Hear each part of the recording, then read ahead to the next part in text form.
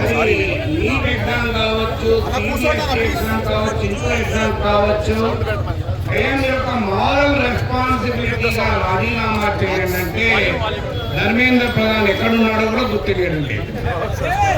మీకు ఎక్కడో ఒకసారి రైల్వే యాక్సిడెంట్ అయితే రైల్వే మంత్రి లాల్ బహదూర్ శాస్త్రి రిజైన్ లాల్ బహదూర్ శాస్త్రి నుంచి ధర్మేంద్ర ప్రధాన్ వరకు వచ్చాం మన రాజకీయం. ఉల్లిగడ్డల ధరలు పెరగాలి అని ఆర్థిక మంత్రిని అడిగితే నేను ఉల్లిగడ్డ తినను, నాకు అలవాటు లేదు. పెట్రోల్, డీజిల్, గ్యాస్ ధరలు పెరిగాయి అంటే ఏడాది దాకా బంగారం కొనడం మానేయండి అని చెప్పింది. ఎందుకు మనం ఏమడుగుతున్నాం? అయ్యా ధర్మేంద్ర ప్రధాన్ రాజీనామా చేస్తే సోనం వాంగ్చుక్ ఏం కాడు ఎడ్యుకేషన్,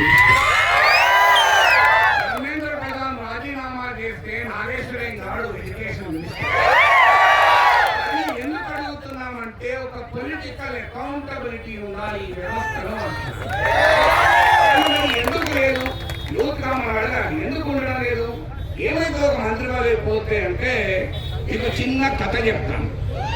యమధర్మరాజు దగ్గరికి ఒక 40-50 ఏళ్ల క్రితం చనిపోయిన ఒక ఇండియన్ పొలిటీషియన్ వెళ్ళాడు.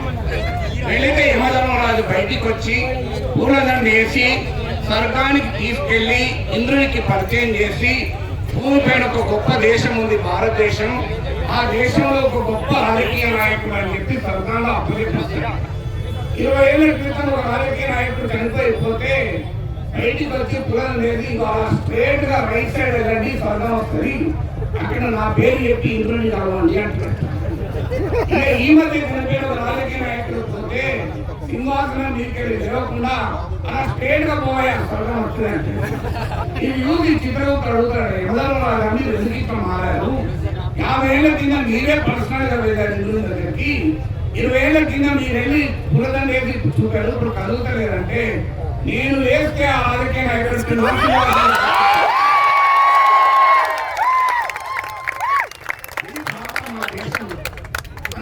ఏమడుగుతున్నాం? వేల కోట్ల రూపాయలు బడా కార్పొరేట్ కంపెనీలకు ప్రభుత్వాలు రాయితీలు ఇస్తున్నాయి, వేల కోట్లు. కానీ తెల్లారి పొద్దున ఈమెయిల్ వస్తా అన్ని ఉద్యోగం పోయింది అని చెప్పి కనీసం ఉద్యోగం తీసేదని ఉందన్న థ్యాంక్ యూ చెప్పడం, ఓ ఈమెయిల్ పొద్దున వేస్తే ఆఫీస్ ఈమెయిల్ ఓపెన్ కాదు. ఇంత అవమానకరంగా ఉద్యోగాలకు వెళ్ళి తీసేయాల్సిన అవసరం ఉందా? క్యాంపస్ లో హైరింగ్ జరగదు.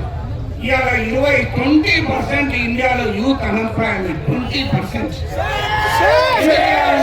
అయ్యా మేమేమంటాను, మాకు ఉద్యోగాలు ఇస్తే ఈ దేశ సంపదను తీసుకొస్తాం, మీరు $5 ట్రిలియన్ తేలేదని మీరు తెస్తాం, మాకు ఉద్యోగాలు ఇవ్వండి అంటున్నాం. మేమేం తేరగా పరాన్న జీవులుగా పారసైట్ గా బతకాలని అనుకోవడం లేదు, కష్టపడి పనిచేయాలనుకుంటున్న కాక్రోచ్ ఇవాళ ఉద్యోగాల గురించి అడిగితే ఎవరు ఆన్సర్ చెప్పరు. అయ్యా నిర్భయ నుంచి దిశ వరకు అత్యాచారాలు జరుగుతున్నాయి, దీని సంగతి ఏంటి అంటే వాళ్ళ ఆడవాళ్ళు అంత రాత్రి ఎందుకు వెళ్ళారు, ఎందుకు వేసుకొని వెళ్ళారు అని రాజకీయ వ్యవస్థలు ఇవన్నీ ప్రశ్నిస్తే నువ్వు అర్బన్ నక్సలైట్ అంటారు, నువ్వు చైనా ఏజెంట్ అంటారు, నువ్వు పాకిస్తాన్ ఏజెంట్ అంటారు, ద్రోహి అంటారు, దేశద్రోహి అంటారు. అనేవారికి మేము చెప్పదలుచుకున్నాం, మేము భరత మాత ముద్దు బిడ్డలం, మనం గట్టిగా నివాళాలు ఇవ్వాలి. మీరే కాదు దేశభక్తులం, మేమే దేశభక్తులం. భారత్ మాతాకి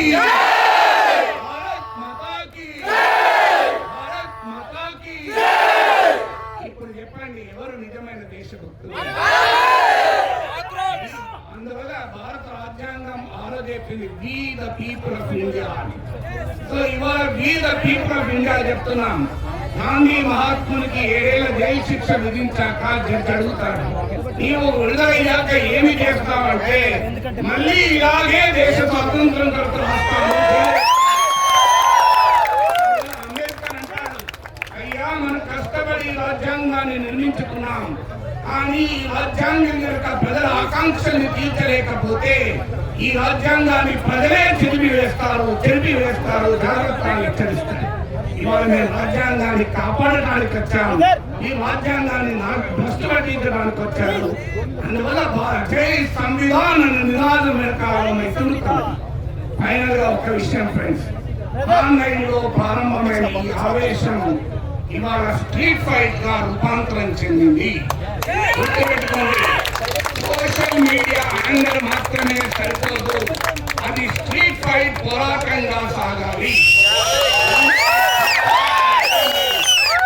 ఒకటే నినాదం, బతకాలంటే చావడం నేర్చుకోవాలి. జీనా హైతో మరనా సీఖో, జీనా హైతో మరనా సీఖో, కదం కదం పై లడ్నా సీఖో, జీనా హైతో మరనా సీఖో, కదం కదం పై లడ్నా సీఖో.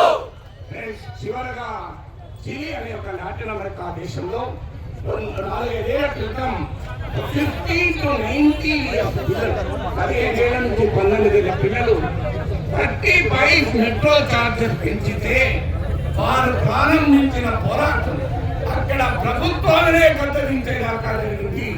ఇవాళ హెచ్చరిస్తున్నాం, మేము ప్రజల తరఫున ఇవాళ మీరు మీడియాను మీ చేతిలో పెట్టుకుంటారు, రాజకీయ వ్యవస్థను మీ చేతిలో పెట్టుకుంటారు, సోషల్ మీడియాను కూడా మీ చేతిలో పెట్టుకుంటారు. కానీ జనాగ్రహం కట్టలు తెంచుకుంటే దేశంలో మరో ప్రకృతి అవుతుంది నిరూపించాం. అంతిమ విజయం మనది. అందువల్ల ఈ విజయం సాధించే వరకు పౌర సమాజ చైతన్యం ముందుకు జరగాలి. ఈ వ్యవస్థ మారేంత వరకు ఈ పోరాటం కొనసాగాలని చెప్తూ మరొకసారి మీ అందరికీ అభినందనలు తెలియజేస్తూ ఒక్కసారి భరత మాత బిడ్డలం, భరత మాత బిడ్డలం.